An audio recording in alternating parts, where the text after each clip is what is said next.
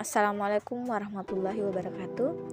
Nama saya Rahabia dengan NIM H0221340. Prodi Pendidikan Matematika dari Fakultas Keguruan dan Ilmu Pendidikan. Untuk memenuhi tugas dari mata kuliah Wawasan Keilmuan Teknologi dan Lingkungan, maka saya akan membawakan sebuah materi dengan tema perkembangan teknologi di era globalisasi. Globalisasi merupakan pengaruh yang terjadi secara menyeluruh, tak terkecuali Indonesia yang telah banyak terjadi perubahan secara global. Pada era globalisasi, iptek mengalami perkembangan yang sangat pesat, terutama pada 3 bidang, yaitu transportasi, komunikasi, dan informasi. Di Indonesia sendiri, perkembangan teknologi mulai terlihat pada tahun 1962, di mana pada tahun tersebut berdiri TVRI yang merupakan stasiun televisi pertama di Indonesia. Kemudian disusul dengan adanya satelit Palapa yang mengorbit sejak 44 tahun silam 1976. Satelit ini merupakan bukti nyata dari adanya usaha pemerintah pada waktu itu untuk membangun sistem informasi. Satelit ini kemudian dikelola oleh PT Telkom Indonesia. Dampak positif globalisasi dari berbagai sektor ada 4. Yang pertama, globalisasi bidang hukum, pertahanan, dan keamanan, yang dimana regulasi hukum dan pembuatan peraturan perundang-undangan yang memihak dan bermanfaat untuk kepentingan rakyat banyak. Semakin menguatnya tuntutan terhadap tugas-tugas penegak hukum yang lebih profesional, transparan, dan akuntabel. Semakin menguatnya supremasi hukum, demokratisasi, dan tuntutan terhadap dilaksanakannya hak-hak asasi manusia. Yang kedua yaitu globalisasi bidang sosial budaya. Dengan meningkatnya pembelajaran mengenai tata nilai sosial budaya, cara hidup, pola pikir yang baik, maupun ilmu pengetahuan dan teknologi dari bangsa yang telah maju.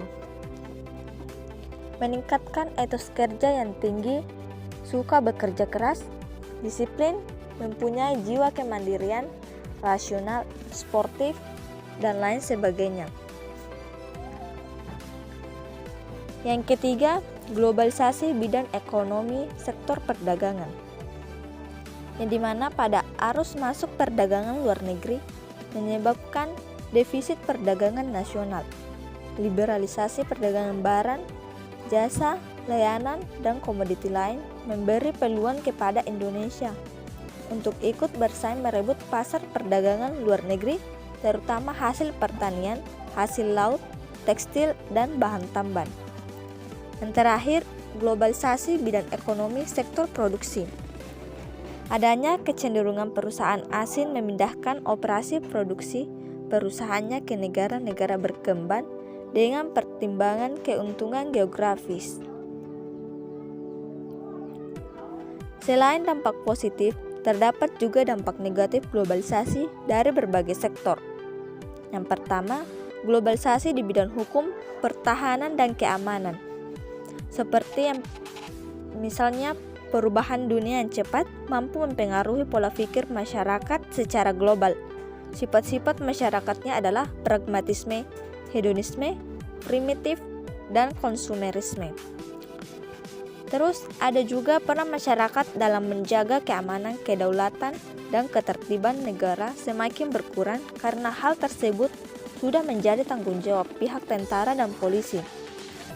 Serta semakin lunturnya semangat gotong royong, solidaritas, kepedulian, dan kesetiakawanan sosial sehingga dalam keadaan tertentu. Kemudian yang kedua, globalisasi bidang sosial budaya.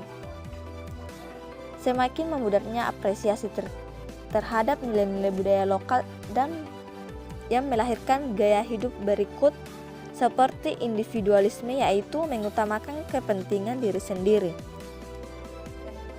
serta Semakin mudahnya nilai-nilai barat masuk ke Indonesia, baik melalui internet, media televisi, maupun media cetak yang banyak ditiru oleh masyarakat. Setelah mengetahui dampak positif dan negatif globalisasi, alangkah baiknya setiap pribadi mengembangkan komitmen agar tidak terjerumus arus globalisasi yang merugikan, seperti menanamkan dan melaksanakan ajaran agama dengan sebaik-baiknya. Selanjutnya, selektif terhadap pengaruh globalisasi di bidang politik, ideologi, ekonomi, sosial, budaya bangsa.